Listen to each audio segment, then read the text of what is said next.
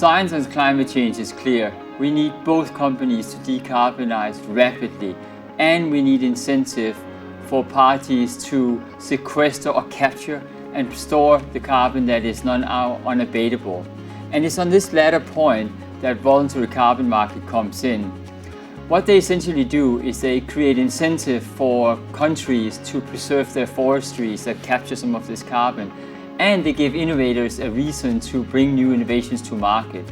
So at us here at Climate Impact X, we try and breach some of the problems that's been in this market before, the lack of trust. So everything we do is to try and generate trust in carbon credits so that people can trust when they buy a carbon credit that they're the right quality and they're not going to be accused of greenwashing. Specifically, we're all about scaling the voluntary carbon market right here in Asia. So some of the impact we do is we really funnel money into some of these emerging market countries so that the countries can stay standing in a very simplistic way. So the role of technology that it plays in climate change is actually quite complex, and the answer to a question like that is quite tricky. So first of all, it is absolutely pivotal that we bring new technology to market. The reason for that is clear. The way that the Northern Hemisphere today got to be affluent, or many countries in the Northern Hemisphere, was by using natural resources. This is how the industrialization happened. But if we now are to bring up to the same level of wealth all the billions of people who are not from the global north but are living in the global south, we cannot rely on natural resources. There simply isn't enough. And so we have to rely on technology solutions to get us to that same level.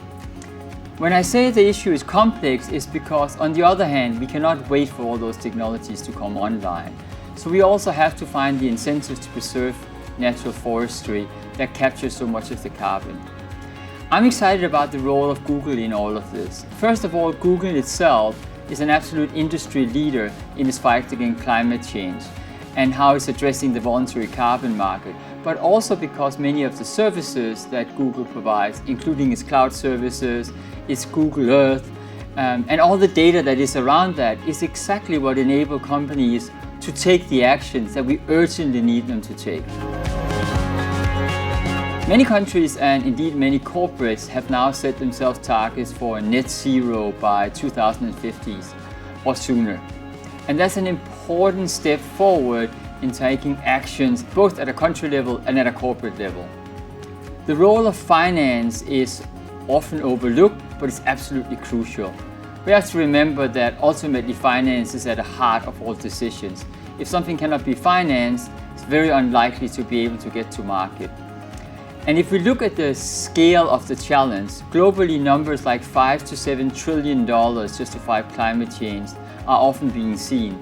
Right here in Southeast Asia, in my previous role, we did a study realizing that over 15 years you need about 3,000 billions, which is, I think, like 200 million a year if we break it up. Now, one of the reasons why that finance is not flowing is because these projects are not viable. And one key reason why they're not viable is because the risk is too high. And one reason why the risk is too high is because there's not enough data to actually de-risk these types of investment. And this is again why I think why Google plays an important role in all of this.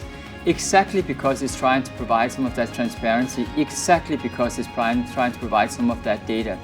This is why I think it is pivotal that something like the Point Net Zero that Google is now launching together with the MAS becomes a success, that we bring some of these solutions to market, and we're very excited about being able to work with Google on some of these opportunities.